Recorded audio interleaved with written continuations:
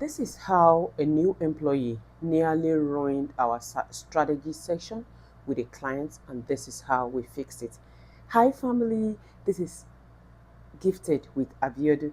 Today, we're going to be looking at a critical topic on leadership. Today's show is all about leadership, it's about empathy, and it is about how you handle the different people on your team. In one of our business meetings, we are told this one of our new employees to meet us at a meeting location. So she didn't report directly to the office. She was to meet us there, and we're actually running out of time. So she came. We ushered her straight to the boardroom, and by the time she came upstairs, we were all alarmed. Guess what? She was improperly dressed, and that alone, because of the kind of clients that we were dealing with, we knew that kind of that on our team might be a big issue of concern with the client. And immediately my supervisor cited her. He nearly lost his mind, you know, but we tried to save the day. What are the things? What did we do? What measures did we take? So, thank goodness we still had about 10 minutes into our meeting, and we're the only one in the boardroom. So, rather than create a scene, because one of the actions my supervisor was ready to take is that, oh, we have to send her home.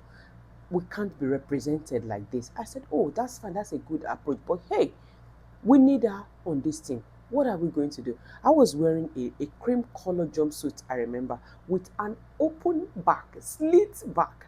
So I knew, but I had a blazer on. My supervisor had his corporate outfit with suit and a tie and his blazer. So I looked at him, I said, Uncle, I need your blazer. He said, oh no, I'm not going to take my blazer off. I said, okay, I know you're not going to take it off. So I took mine off and I gave it to the young lady. I said, put this on. We just have to save the situation. So she put on the blazer. Then I quickly told my supervisor, are you going to let me have your blazer immediately? So he gave me his own blazer to cover my own open back jumpsuit. And he was still looking good with his tie and his pants. And after the meeting, oh my goodness, it was like one of our best strategy section. We, one of those days when you go for a meeting and you knew that you had been approved for a project. So when we finished, and guess what?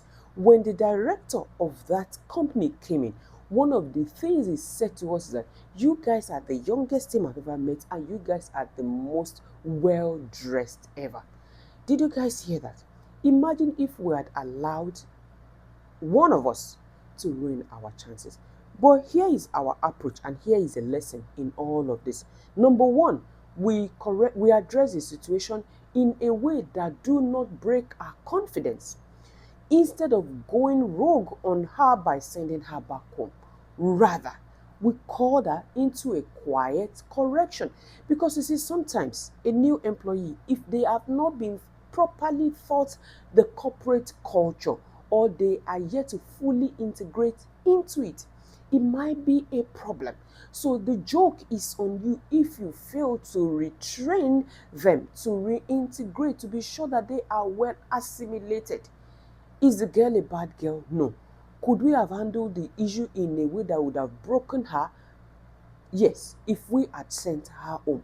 But till date, maybe if the client is watching this video, this then they would have find out that, oh, we actually had a situation like that. But otherwise, we did not escalate it, but we handled it ourselves. So when we got back to the office, we called her into a meeting, and it wasn't a fight. It was a one, like I said, we didn't break our spirit. It was a private correction. It was, first of all, one of the questions that we put to her is, everything okay at home? Do you need some kind of support? Sometimes when people come to work for you, try and be human in your approach.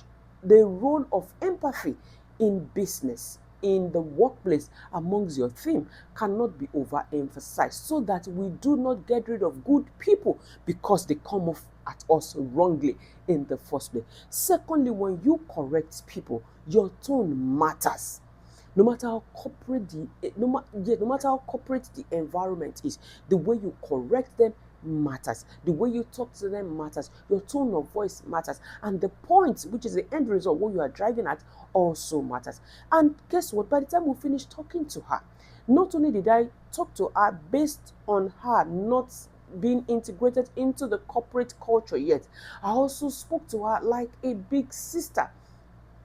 And one of the things that we also take responsibilities for was the fact that, okay, maybe if she had reported to the office, we would have seen this mess and be able to, handle it. So she came to the location like that. And immediately she apologized. She apologized until she left that organization. She never appeared that way. In fact, she became one of the top performers on our theme. When we had ushers, guess the one that once came in scantily dressed was the one dressing them up, curating wardrobes for brands. That was how good she became. Communication matters. Empathy matters. Your tone, strike a balance, okay, and everything would be aligned. And don't forget, and another thing also is this: even when you have an employee, train and retrain. Don't assume they know. And even if you think they know, there is nothing bad if we do training, retraining, so that you can be sure that your corporate culture is not being swept under the carpet.